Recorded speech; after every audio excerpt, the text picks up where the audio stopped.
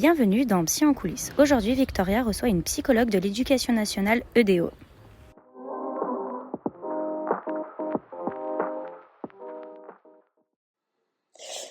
Bonjour Delphine et merci d'avoir accepté de participer à cette interview. Donc vous êtes psychologue de l'éducation nationale, donc spécialisée en éducation, développement, conseil en orientation scolaire et professionnelle. Donc nous allons commencer. Pouvez-vous expliquer en une phrase votre métier comme un enfant de 12 ans? Bonjour, tout d'abord. Alors, comment j'expliquerai à un enfant de 12 ans? Ça nous arrive d'ailleurs de l'expliquer quand on passe dans les classes de 6e, parce qu'ils ont 12 ans, 11-12 ans. Quand on a ces jeunes en face de nous, ces jeunes adolescents, eh bien, j'explique que je donne des informations, des conseils sur les études, les métiers en France, parce qu'en France, c'est un système particulier, c'est pas comme ça dans tous les pays, et que c'est une partie de mon travail, ça. Et puis, s'ils ont des questions sur qu'est-ce que je dois faire, si j'ai envie de faire ça, ou alors s'ils ont des questions sur je sais pas quoi faire, je m'interroge, ou les enseignants, ma famille m'interroge, donc comment je peux faire pour m'y prendre, pour réfléchir à ça. Et puis j'ai une autre mission, c'est l'accompagnement, c'est les accompagner, les écouter s'ils ont des difficultés d'apprentissage, s'ils ont des choses qu'ils n'arrivent pas à gérer en tant que jeunes au sein de l'école ou auprès de leur famille. Ils ont envie de me parler de problématiques ou de me soumettre des questions. Je suis aussi là c'est un espace dans le collège, dans le lycée, ou en tout cas dans l'établissement scolaire, un espace de parole pour ces jeunes en dehors du cadre scolaire. Voilà, c'est pas annoté, tout ça, c'est vraiment l'espace de parole. C'est ce que je dirais à un enfant de 12 ans. Voilà. Est-ce que vous pouvez présenter vos formations? Alors, moi, à l'époque, c'était un DESS, un diplôme d'études supérieures, d'enseignement supérieur, qui maintenant sont des masters. J'ai fait un DESS de psychosociologie. Donc j'ai été plutôt spécialisée sur la psychosociale et la psychosociologie avec comme travail de recherche et bon, c'est un diplôme professionnalisant quand même, hein, mais sur la souffrance au travail dans les organisations. Voilà. Et puis j'ai travaillé quelques années, je ne me rappelle plus maintenant, mais quelques années en tant que contractuel dans un centre d'information et d'orientation en banlieue parisienne, dans le 77. Et puis j'ai passé le concours que j'ai eu en 2000, donc un concours qui était à l'interne. Et donc je suis sortie de formation donc, de l'Institut Inétop de Paris en 2003, où j'ai été titularisée. Voilà, ça c'est les deux. Donc j'ai un master de psycho et j'ai donc le diplôme qui était à l'époque le diplôme de conseiller d'orientation psychologue, hein, puisqu'on a changé de titre en 2017. Quelles sont vos expériences professionnelles antérieures avant d'intégrer l'éducation nationale? J'ai été plusieurs années surveillante en AED. J'ai fait également de l'animation auprès de publics adolescents et de personnes, au cours de mes études, de personnes en situation de handicap mental, trisomique et autisme, mais dans le cadre de l'animation, de séjours encadrés. Et puis bon, les expériences professionnelles, comme plein de petits boulots d'étudiants, hein, c'est-à-dire de la vente, du service, voilà, en gros. Dans quel lieu exercez-vous votre activité? Alors, j'ai plusieurs lieux de travail. Cette année, parce que, voilà, dans l'organisation des services, ça peut changer d'une année sur l'autre, puisque les CIO, les centres d'information d'orientation où nous travaillons, couvrent des secteurs avec des établissements scolaires attribués à ce secteur. Et donc, dans cette organisation, c'est la deuxième année où je travaille sur une cité scolaire qui couvre collège et lycée, de la 6e à la terminale, qui a un internat, et qui s'appelait anciennement internat d'excellence, donc là on est sur second degré. Mon autre lieu de travail, bien, c'est le centre d'information d'orientation, qui est un lieu ressource, et nous avons des réunions d'équipe, et puis j'y ai aussi une permanence, qui est appelée permanence, qui est une nocturne, mais on dirait plutôt after work, hein, puisque c'est une permanence le mardi soir de 16h30 à 19h30, où là j'accueille tous les publics tout venant. Et puis je suis la deuxième année donc en tant que psychologue de l'orientation sur le SCUIO-IP, donc Centre commun universitaire d'information d'orientation, où j'accueille là plutôt des publics étudiants de l'université. Donc il y a 3 lieux de travail principaux, et après il y a des choses qui peuvent venir de façon ponctuelle se rajouter, puisque nous avons des ordres de mission. Je prends comme exemple le salon de l'enseignement supérieur, où nous pouvons intervenir. Voilà, il y a un stand des centres d'information et d'orientation de l'Académie de Montpellier, et donc nous faisons des permanences à ce titre. Et puis aussi, j'y ai travaillé l'année dernière et cette année pour l'université, sur le stand. Voilà, donc il peut y avoir des choses un peu ponctuelles. Des cellules, quand je dis ponctuelles, ça peut être aussi d'autres établissements, parce que nous pouvons être appelés à couvrir, à intervenir sur des cellules de crise ou des cellules d'écoute, hein, quand il y a des événements d'ordre, voilà, des traumatiques, hein, on va dire, sur un établissement, une agression à l'intérieur d'un établissement. Voilà, donc ça peut être un autre lieu de travail, un autre lieu, un autre espace d'intervention. Et puis, oui, des salons, des choses comme ça. D'accord, donc finalement, le public avec lequel vous travaillez, le public que vous accompagnez, finalement, il est assez varié. C'est un public très varié, d'où la richesse de ce travail, parce que on a à la fois des adolescents, des jeunes adolescents, des étudiants, ça peut être des adultes aussi, hein, qui sont en demande de reconversion, de questionnement par rapport à leur parcours d'études et professionnels.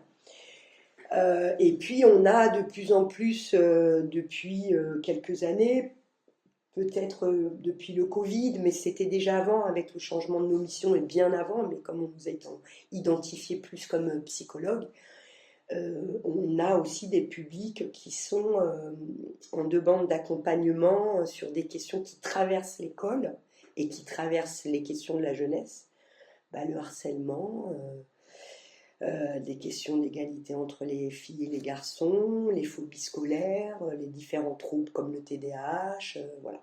Et d'ailleurs, je rajouterais que un autre lieu de travail ou une autre intervention, ça peut être des commissions, ce qu'on appelle, on participe à des commissions qui examinent les dossiers pour aller dans l'enseignement adapté. Voilà.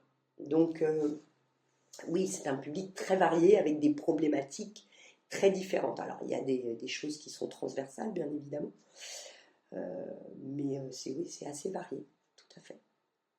Et même dans la nationalité, je dirais. Hein. Ce matin, j'ai reçu une étudiante qui venait d'un pays du Maghreb. Voilà, donc il y a aussi, on va dire que ça couvre même d'autres pays. D'autres questionnements. Très bien, merci. Est-ce que vous pouvez exposer vos missions? Quelles sont vos missions? Alors, voilà le... Alors, je vais juste reprendre le texte, hein, parce que c'est des missions très très larges qui se sont vraiment, on va dire, déployées à partir du changement, en 2017, du titre de psychologue de l'éducation nationale. Auparavant, nous étions conseillers d'orientation psychologue, on a toujours été psychologue. Mais depuis ce titre, effectivement, les missions se sont vraiment élargies. Alors, il y en a beaucoup, on ne peut pas toutes les absorber. Les missions du psychologue, c'est vraiment, si je reprends le texte, je reprends la phrase, c'est contribuer à créer des conditions d'un équilibre psychologique des élèves qui favorisent leur réussite et leur investissement scolaire et les aider également à l'élaboration progressive du projet d'orientation. Donc ça, c'est un peu la phrase générique. Moi, je dirais que les missions, c'est déjà l'accueil, l'écoute des élèves, parce que dans l'école, c'est vraiment une spécificité, je pense, de l'école française. Il y a certainement d'autres pays, mais avec cet espace de parole où à la fois on est dans l'établissement, mais pas dans l'établissement, on n'est pas à plein temps. Et donc, du coup, accueillir, conseiller, accompagner sur des questionnements qui traversent l'adolescence. Comme je l'ai dit tout à l'heure, la question des apprentissages. Et puis, effectivement, à construire, aider l'adolescent, le jeune, à cheminer sur comment construire sa projection, en fait, dans un avenir plus ou moins proche. Alors, quand on dit l'équilibre psychologique, c'est sa projection, favoriser les conditions d'une bonne projection, c'est-à-dire qu'il soit en réussite dans son parcours d'études et de formation. Voilà, être à l'écoute de ses désirs, mais aussi être aussi dans la réalité, parce qu'on est dans un système complexe, avec des contraintes, à la fois pour les personnels de l'éducation nationale qui accompagnent ces jeunes, mais à la fois pour ces jeunes eux-mêmes. Voilà, donc on est à la croisée de ces contraintes et de comment on fait pour que ce jeune il puisse se saisir du mieux qu'il peut et être dans de bonnes conditions pour construire son parcours et l'aider à cheminer. Voilà, je dirais ça en gros. Ça, ce sont des missions. Après, il y a toutes les activités qui se déploient derrière ces missions. Je ne sais pas si vous voulez qu'on en parle maintenant, mais la mission, c'est ça, les objectifs. Après, il y a le déploiement de comment on fait concrètement. Voilà, donc, je vais dire que la première, c'est l'espace, c'est l'entretien. C'est l'entretien, c'est notre particularité. C'est-à-dire, et c'est pas Café du commerce, c'est-à-dire qu'on est formé à la technique d'entretien et comment se déroule un entretien d'orientation, parce qu'il s'agit de ça, quand il y a une demande. Alors, ça dépend des publics, mais par exemple, les collégiens et les lycéens, je dirais que pour les 3/4, ils viennent avec cette demande, c'est-à-dire comment je dois faire pour faire ça, les spécialités, je m'interroge sur la poursuite des études. Donc voilà, il y a des techniques d'entretien, d'orientation. Chacune y est formé avec différemment. Moi, je m'appuie sur la technique d'entretien, le compte. Où il y a un déroulé avec un plan d'action, voilà. Et puis, donc ça, c'est l'outil premier, c'est l'entretien, c'est-à-dire recueillir du matériel et puis pouvoir faire réfléchir, rebondir le consultant sur ça. Et, voilà, donc c'est l'entretien. Après, là, on est dans un espace de l'individu, du sujet, du consultant. Après, il y a des outils, technologiques peut-être, des questionnaires d'intérêt, qui sont des outils propres. Voilà, je donnais des exemples de comment concrètement se déploie, comment on fait pour que ces missions puissent se dérouler. Donc je parlais de l'entretien, ça c'est le premier, je pense que c'est vraiment notre spécificité à l'intérieur de l'école, cet espace. Et puis après, bon alors les outils on en parlera après, mais voilà, il y a des activités en classe, des réunions avec les partenaires de l'établissement ou en dehors de l'établissement, enfin voilà. Alors, d'autres questions vont suivre concernant l'organisation et les conditions de travail. Je voudrais savoir comment fonctionne la hiérarchie dans votre organisme.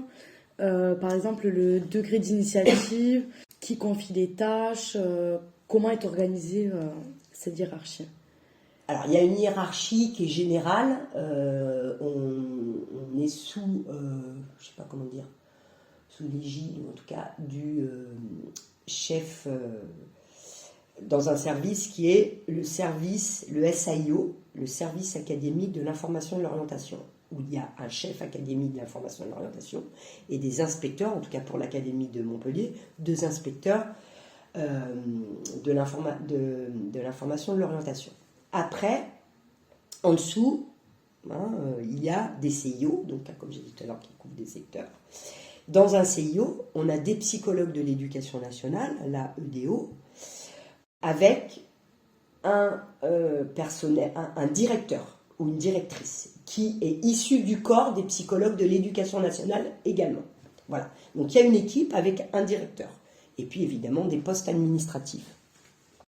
Qui vous confie des tâches? Alors, c'est très difficile de répondre à cette question parce que je pense qu'il n'y a pas de réponse absolue ni unanime. Pourquoi? Parce qu'on est sur des territoires différents, avec, même s'il y a des problématiques qui traversent l'école en général, chaque territoire a ses spécificités, chaque établissement a sa spécificité. Par exemple, les demandes des étudiants de l'université Paul Valéry, qui est une université des sciences sociales, psychologie, etc., ne sont pas les mêmes demandes que les universités. Voilà, donc c'est très compliqué de faire une réponse. Voilà.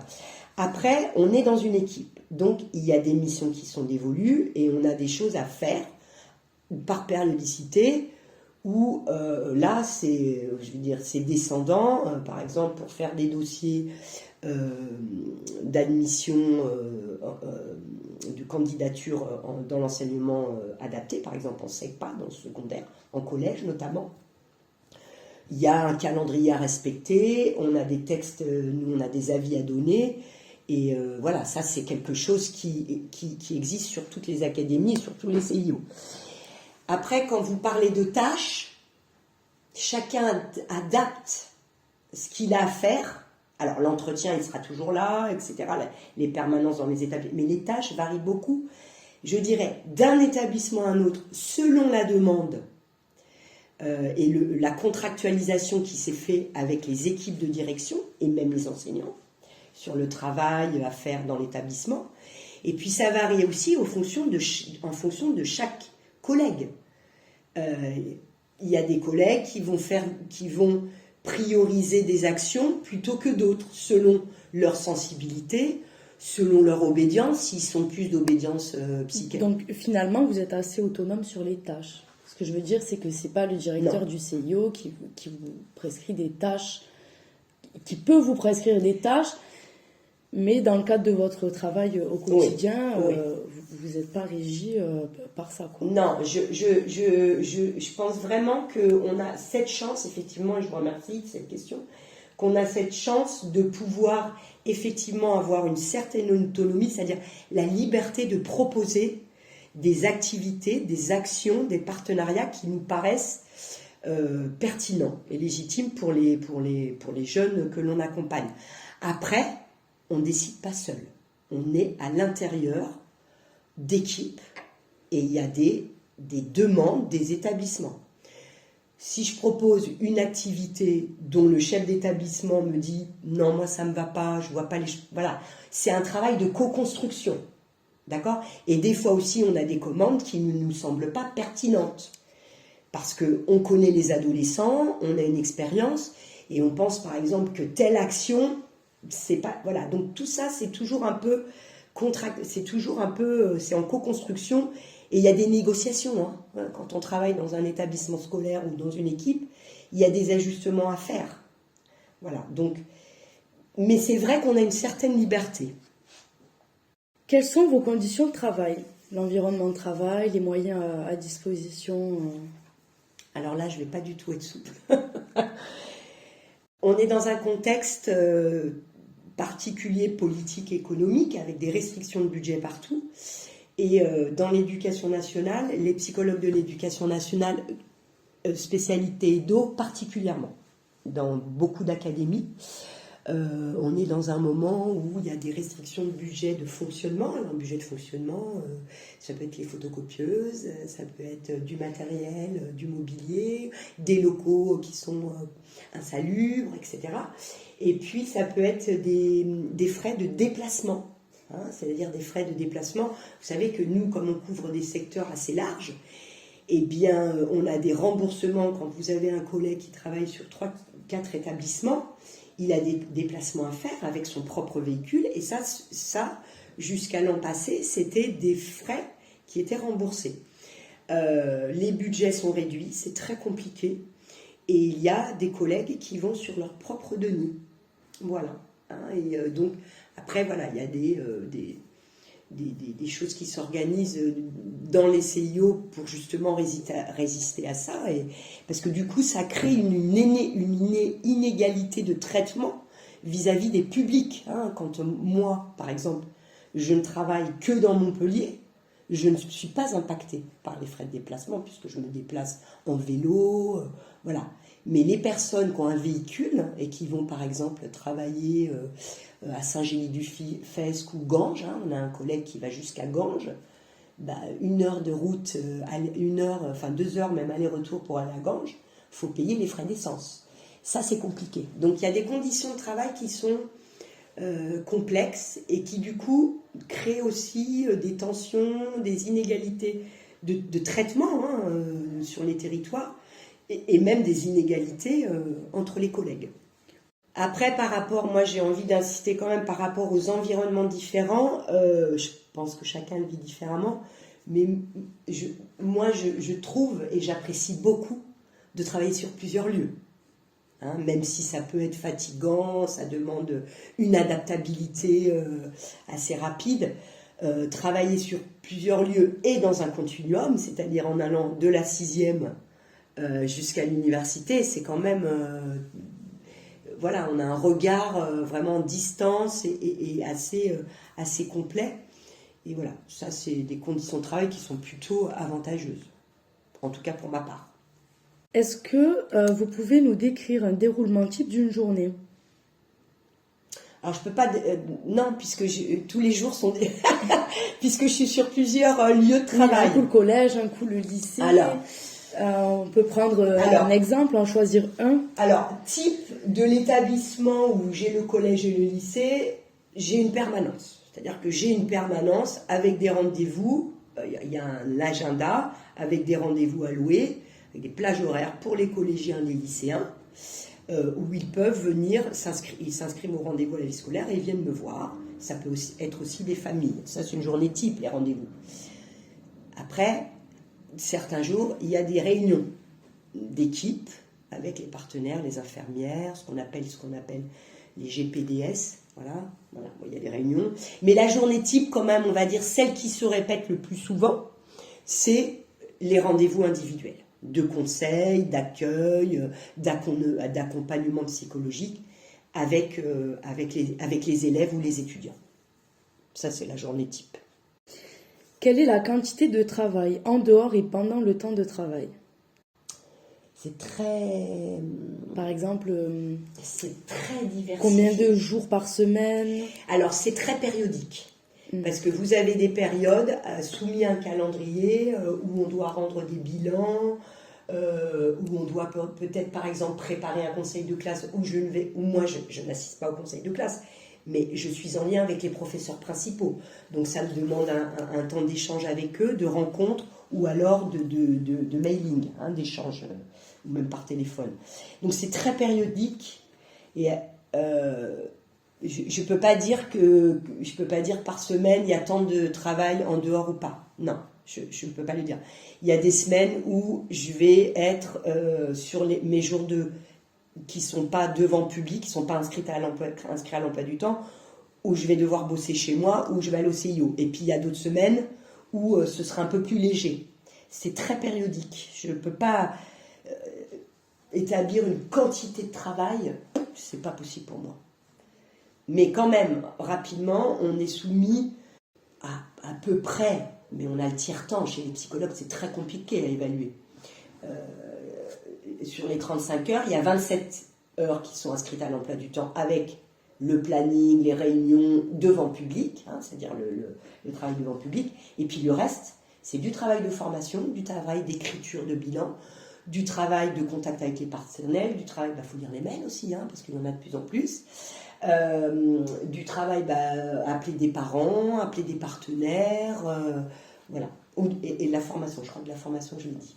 Mais c'est pas si carré en fait, ça dépend des besoins d'une période à l'autre, voilà. D'accord. Quels outils utilisez-vous dans votre pratique? Alors j'ai dit l'entretien. L'entretien, c'est vraiment l'outil primordial.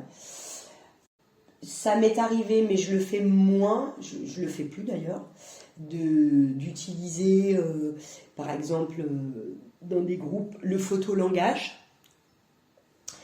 Ou alors amener, je me souviens voilà, par exemple, ça c'est des demandes qu'on peut avoir. On a eu une année sur un lycée avec une collègue, on était deux. Un groupe dans une classe, il y avait beaucoup d'anxiété, des jeunes qui avaient manifesté une anxiété de performance. C'est comme ça qu'on avait diagnostiqué la problématique.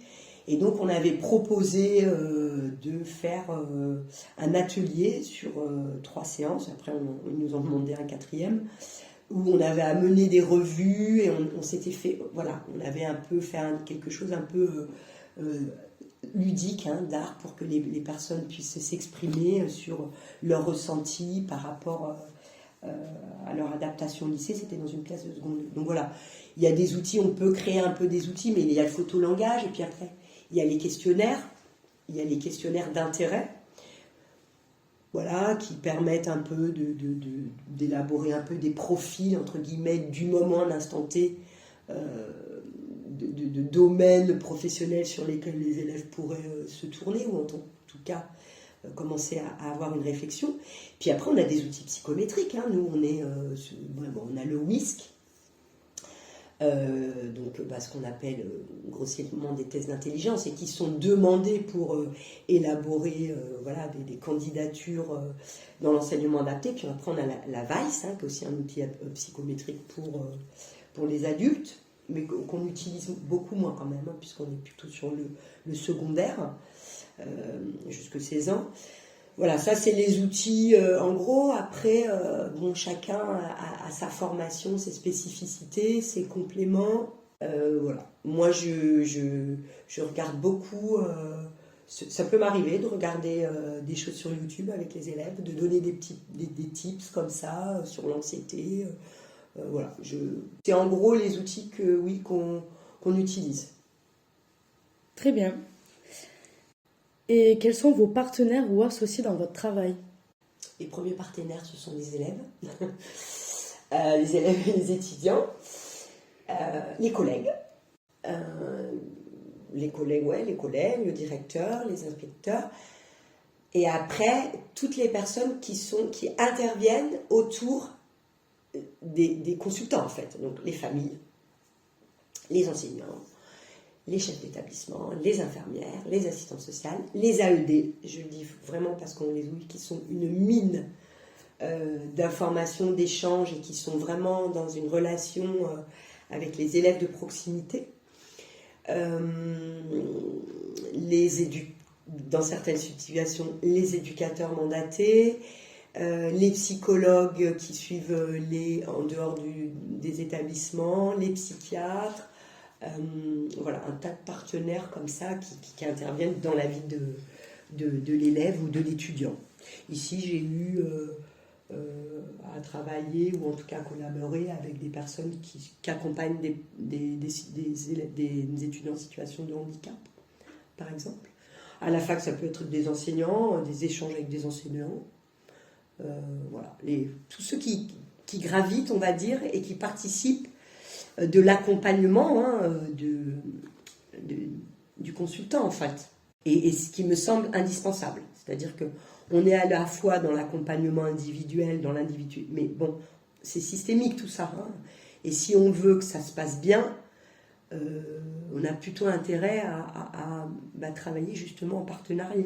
Chacun avec sa spécificité et chacun à sa place. Je n'ai pas la place de l'infirmière, je ne vais pas aller faire du conseil sur des piqûres ou sur un traitement, et je ne souhaite pas non plus que l'infirmière elle fasse de l'orientation et du conseil en orientation. Voilà, parce que des fois, il y a, vous savez, hein, l'orientation, c'est un objet partagé, et tout le monde, voilà, y met sa petite graine, ce qui est tout à fait normal, hein, parce que c'est quelque chose, c'est la projection dans l'avenir, c'est la construction du jeune, c'est anxiogène, et c'est de plus en plus anxiogène dans le système scolaire, hein.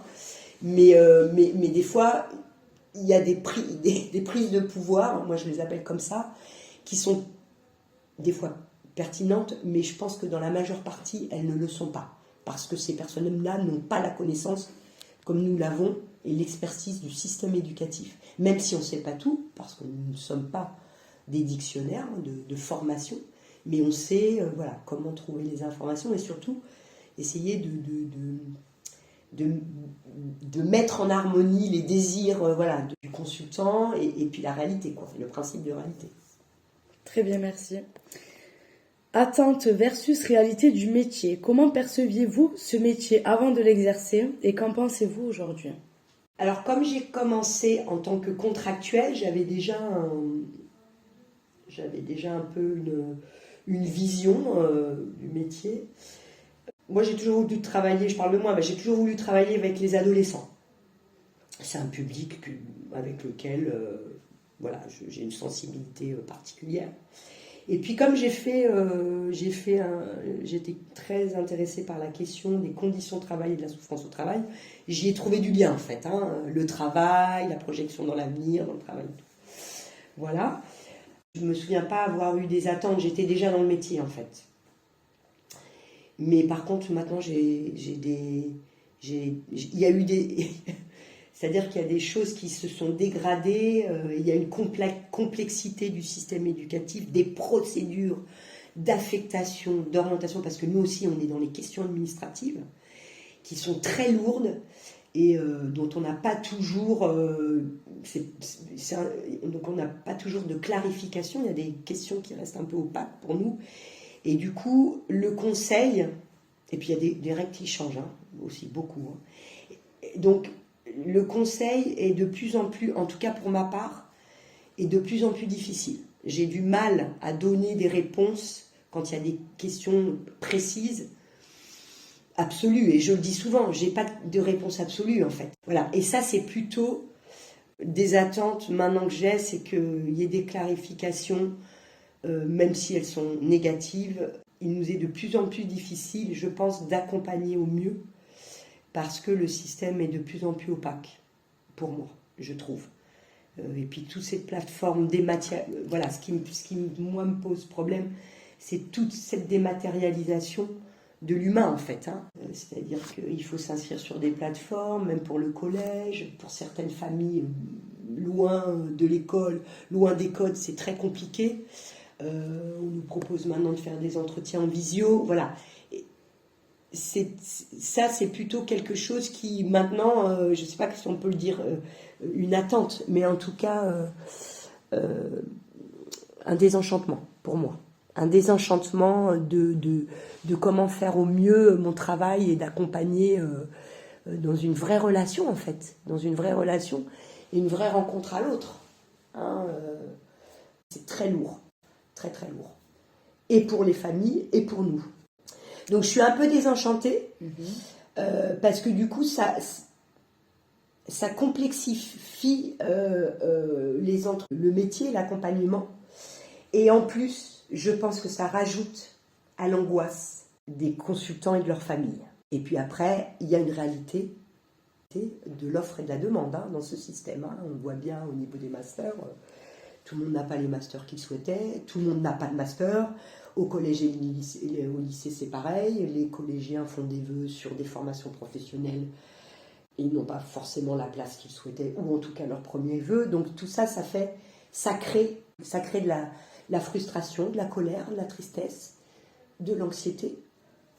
Et ça ne participe pas du coup de la mission du psychologue de l'éducation nationale, c'est-à-dire contribuer au bien-être, parce que ça c'est le gros truc, le bien-être dans l'école, c'est le grand chantier 2025, la santé mentale. Et en fait, il y a un tas de choses qui ne contribuent pas au bien-être. Alors c'est comment nous on fait pour accompagner ça, quoi, et pour que ce soit plus léger. Quels peuvent être les avantages de votre profession actuelle? Alors, il y a quand même un emploi du temps qui est quand même assez confortable, je dirais. Bien qu'on n'arrive pas à absorber toutes les demandes, voilà, on travaille sur 27 heures réparties à l'emploi du temps. Le reste, on le gère comme on le souhaite pour ce que je disais tout à l'heure, la formation, les bilans, les préparations de séances, etc. Donc ça, c'est quand même assez avantageux. Alors, nous n'avons pas toutes les vacances des enseignants. Ça, c'est puisque nous sommes ouverts, les centres d'information et d'orientation, toutes les petites vacances scolaires jusqu'à une bonne partie de l'été. Donc du coup, nous faisons des permanences. On doit faire des permanences dans l'année. Mais quand même, on a un emploi du temps assez, convenable. Après, il y a des périodes où on peut avoir de très longues semaines parce que certains vont sur des forums, font des réunions d'information près des familles qui sont le soir, participent au conseil de classe, etc. Et voilà. Et les récup sont pas toujours faciles parce qu'on est toujours pris sur des périodes où on a besoin de nous et donc pour récupérer, c'est compliqué. Je pense que l'avantage majeur, c'est de pouvoir... Moi, ça me plaît d'avoir plusieurs lieux de travail. J'ai plusieurs cadres. Donc, je rencontre des équipes différentes. J'ai des collègues de travail différents. Du coup, c'est d'autres regards, c'est d'autres échanges. Et puis, des publics variés. Ça, c'est d'une richesse incroyable. Je vois pas tout. Quelquefois, je vois les mêmes élèves parce qu'ils viennent me voir 2 ou 3 fois. Les étudiants aussi, c'est arrivé qui me reviennent me rencontrer, mais j'ai des situations diverses et variées. Et ça, c'est une richesse. Et puis, cette liberté de pouvoir mettre en œuvre des actions différentes. Ça, c'est un gros avantage. Moi, si j'ai envie d'organiser, je ne sais pas, un forum de quelque chose ou un atelier projectif sur l'orientation, voilà, nous, on a eu, alors un petit peu moins maintenant, mais j'ai fait des choses où effectivement, j'avais carte blanche, quoi. Voilà, pour faire participer les élèves sur des questions d'orientation, de projection. Voilà, j'ai fait avec une collègue des interviews à des professionnels, avec des affiches avec une prof d'art plastique. Voilà, ça, c'est les avantages qu'on a. Quels peuvent être les inconvénients de votre profession actuelle? Alors moi, j'arrive à un âge avancé, donc je suis fatiguée des fois. Parce que effectivement, il faut quand même aller à droite à gauche, s'adapter. Je dirais que les inconvénients, c'est de pouvoir trouver un vrai travail de partenariat, c'est-à-dire qu'on se mette d'accord avec les partenaires sur ce qu'on peut faire et ce qu'on ne peut pas faire, et la pertinence d'une action ou d'une activité. Voilà. Et des fois, on a des commandes qui, pour nous, voilà, quand on nous commande, je vous donne un exemple, sur un lycée pro, de faire des séances à des bacs pro sur Parcoursup avec 2 classes, pour moi, c'est pas bénéfique.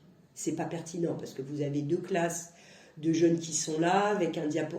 C'est très barbant, il faut plus faire comme ça suffit.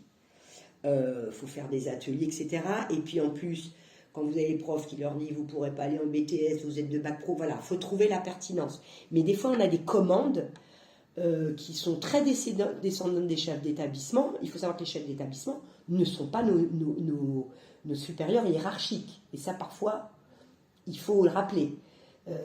On a une place un peu, je dirais, le cul entre 2 chaises, en fait, des fois, qui n'est pas toujours arrangeante. C'est-à-dire qu'on est à la fois dans l'école et pas dans l'école.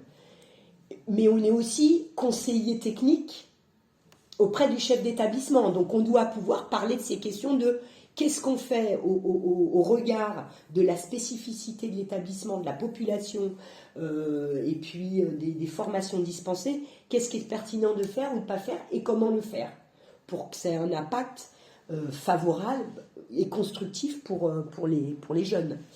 Voilà, et donc des fois, ça peut être un frein voilà, au travail en fait. Hein, ça peut être un désavantage. Mais ça dépend beaucoup du lieu où on est. Moi, j'ai de la chance d'être dans un établissement où je travaille avec une équipe de direction que je connais depuis 12 ans. Voilà. Et on partage le même regard sur l'adolescence en fait. C'est un établissement qui a des moyens, voilà, donc voilà, ça dépend vraiment de la spécificité de l'établissement et des équipes. Quel est l'événement le plus marquant dans votre métier actuel? Alors, Un fait marquant, un événement marquant? je peux te donner un négatif et un positif. Mhm. Il me vient là tout de suite comme ça, là, une cellule d'écoute à laquelle j'ai participé sur un établissement où il y avait eu une agression du chef d'établissement à l'intérieur, dans l'enceinte de l'établissement par une élève. Et donc nous avons été mandatés, enfin il y a eu un ordre de mission pour que certains collègues interviennent sur cet établissement pour accueillir voilà, la parole des élèves qui auraient besoin de parler de ça. Parce que c'est une commande du directeur de cabinet. Hein. Nous, on est soumis à ces commandes-là aussi. Et en fait, après réflexion, ça a été négatif dans le sens... Alors, constructif parce que du coup, ça nous fait avancer. Mais parce qu'il y a des protocoles de cellules d'écoute, n'a pas du tout été respecté. Ça a été compliqué de le mettre en place. Voilà, on était dans une situation bouleversante, mais en même temps on s'est questionné avec les collègues sur la pertinence en fait de cette cellule. C'est-à-dire que voilà, encore une fois, des fois on doit répondre à des commandes et on n'a pas toujours le temps de se poser pour dire non et pour hésiter. Ça pour moi ça a été un événement qui m'a beaucoup questionné et où je me suis sentie instrumentalisée. Et alors, positif, bah, je sais pas, animer une conférence sur la psychologie au salon de l'enseignement supérieur.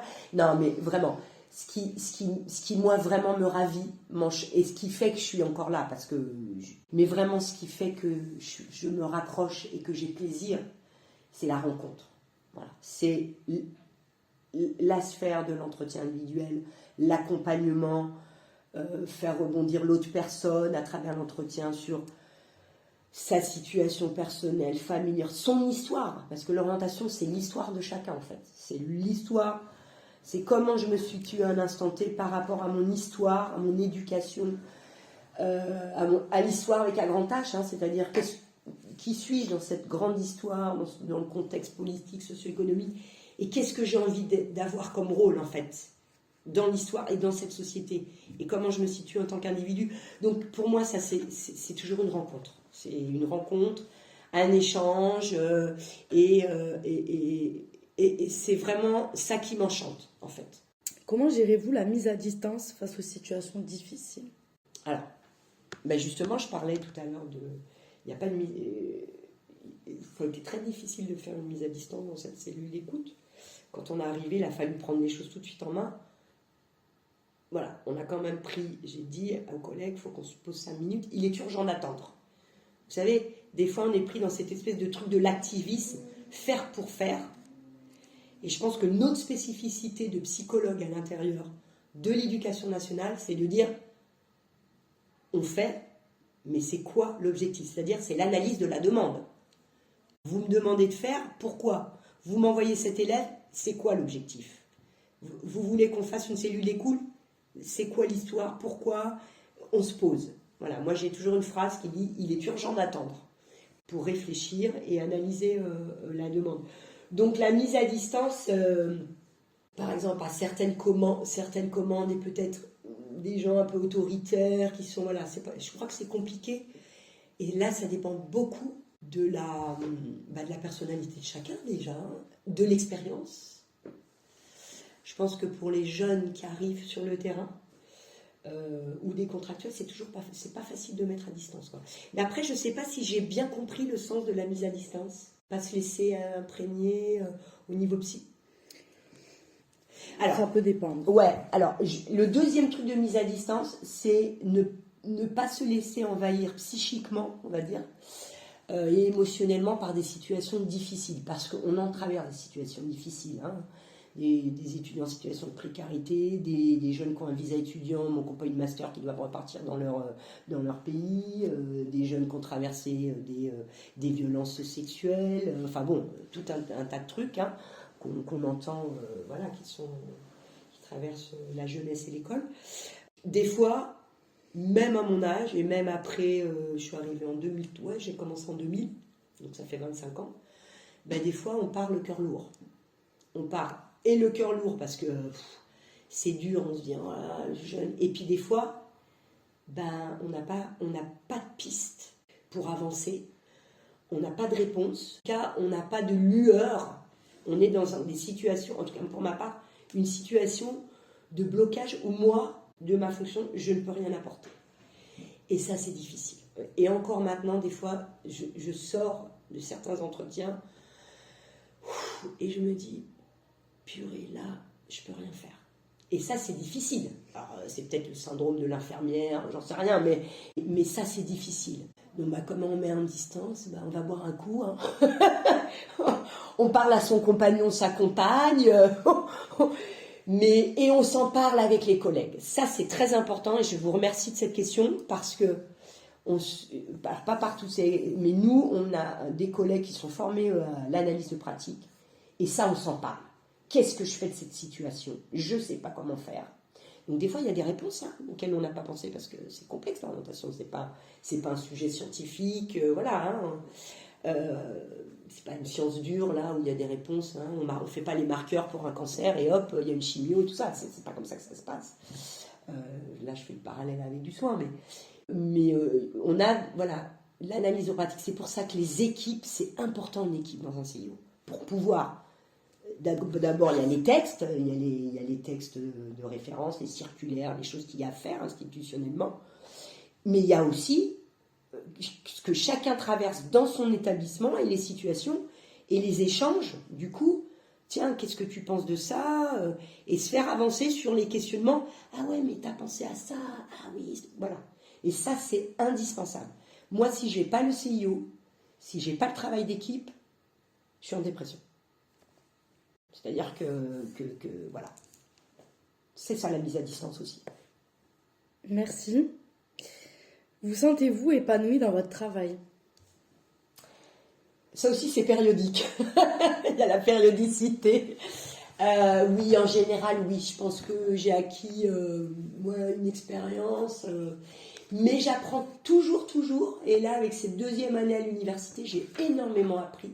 Avec le public étudiant, sur les formations, sur les questionnements. Puis voilà, c'est un autre public, hein, c'est un public qui vient de lui-même, hein, donc qui est volontaire et qui a lui aussi une certaine lecture des choses, une maturité. Voilà, c'est un autre travail qu'avec des collégiens, des lycéens. Mais du coup, là, oui, je me sens épanouie. Oui, je me sens épanouie. Et je me sens épanouie d'autant plus quand il y a des gens qui disent merci beaucoup, vous m'avez aidé à éclairer. Et ça existe. Et alors ça, je vais dire un mot un peu, ça c'est jouissif, hein. C'est gratifiant, hein. Ça fait du bien et ça fait qu'on a envie d'y retourner aussi. Parce que c'est pas facile de mesurer l'impact d'un entretien d'orientation. On les revoit plus les gens, donc quand ils vous disent merci beaucoup, ça m'a éclairé, et ben là on va aussi boire un verre pour fêter ça. Merci. Du coup, on va attaquer une autre partie, la partie aspect financier. Quel est votre salaire? Alors moi j'ai 25... Non, il n'y a pas du tout d'indiscrétion. J'ai pas de problème avec ça. J'ai 25 ans de métier. Je gagne 2500 €. Mais j'ai 25 ans d'ancienneté. D'accord. Qu'il faut aussi... En fait, il faut comprendre le salaire. Parce que c'est selon l'échelon, selon l'ancienneté... Et puis moi, j'ai racheté mes années dans le salaire là que j'ai, c'est parce que j'ai aussi fait des années d'AED. Si je les avais pas eues, j'en serais pas à 2500 €. Donc c'est pas mal 2500 €, hein. C'est pas mal quand vous vivez seul, quand vous avez des enfants. Voilà. Alors je ne me plains pas, hein. Je ne me plains pas, mais je veux dire, j'ai quand même fait 5 ans d'études. J'ai quand même fait une formation de 2 ans qui m'a été payée. J'étais en stage à l'INETOP. J'ai 25 ans d'ancienneté. Bon, j'ai pas autant de vacances que les psychologues scolaires. et les enseignants. Donc voilà, il faut relativiser, même si c'est un salaire correct, je pense qu'il faut le relativiser. Mais voilà, c'est parce que je suis à l'échelon 10 maintenant, bon bah il y a des collègues qui sont en dessous, qui n'ont pas mon salaire. Hein. Voilà, et la vie est devenue plus chère. Donc un jeune qui arrive maintenant, le salaire qu'il a, proportionnellement, il est beaucoup moins qu'il y a 25. Voilà. Voilà, je vois la collègue qui soupire. Pourquoi avez-vous choisi cette profession? D'abord, je suis arrivée, pas par hasard, mais en fait, j'étais étudiante, j'ai fini un master de psycho, et j'ai travaillé pendant 1 an à EDF dans un service de psychosociologue. J'ai participé à une étude sur les accidents de travail à EDF, hein, dans une unité qui était en Champagne-Ardenne. J'ai travaillé 1 an avec eux. Et après, il y a une copine à moi qui passait son concours de psychologue de conseiller d'orientation, qui, elle, avait eu la révélation avec un conseiller qui m'a dit « Mais tu sais, il y a un poste de contractuel qui se libère, tu veux pas candidater ?» Et en fait, moi, je vous ai dit tout à l'heure, moi, j'ai toujours voulu être psychologue, moi, dès que j'étais ado. Et en fait, le public que j'aimais, c'était le public adolescent. Donc, travailler dans un CIO avec un public adolescent. Et puis moi, j'avais étudié la question du travail. J'étais spécialisée sur les questions... Enfin, spécialisée. Ça m'intéressait, les questions du travail, d'un point de vue anthropologique aussi, la question de la place du travail dans notre société. Ça, c'est une question qui m'a toujours traversée de par mon éducation, mon engagement politique, etc. Donc la question du travail, et j'ai fait un travail en master sur la souffrance au travail.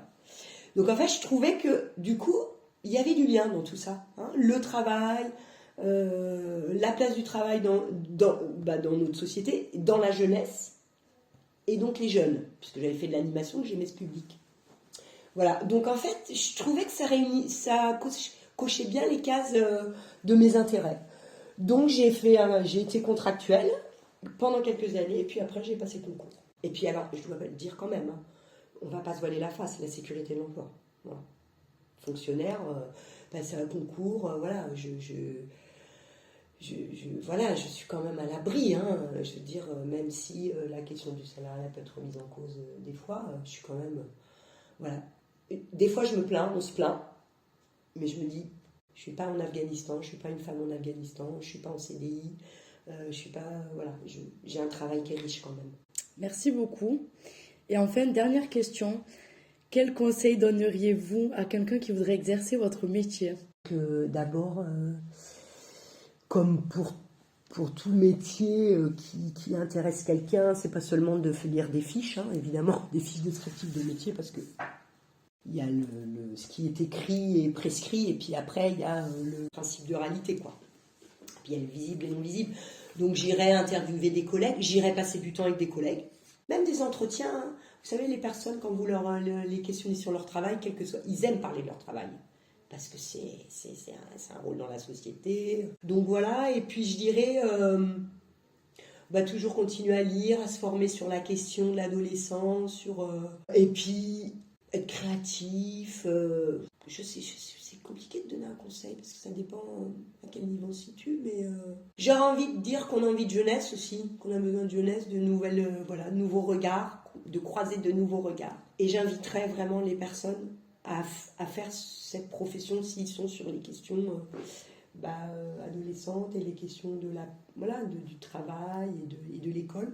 Je les inviterais vraiment à venir, et surtout à ce qu'on ne disparaisse pas. Parce que c'est quand même une profession qui est menacée. Hein, il y a de moins en moins de postes, de collègues. Et puis il y a des psychologues libéraux qui rentrent dans l'école. Voilà. Et quand même, on a vraiment une spécificité d'être dans le système scolaire. Et donc du coup, d'être vraiment à l'interface de tous les partenaires du système scolaire.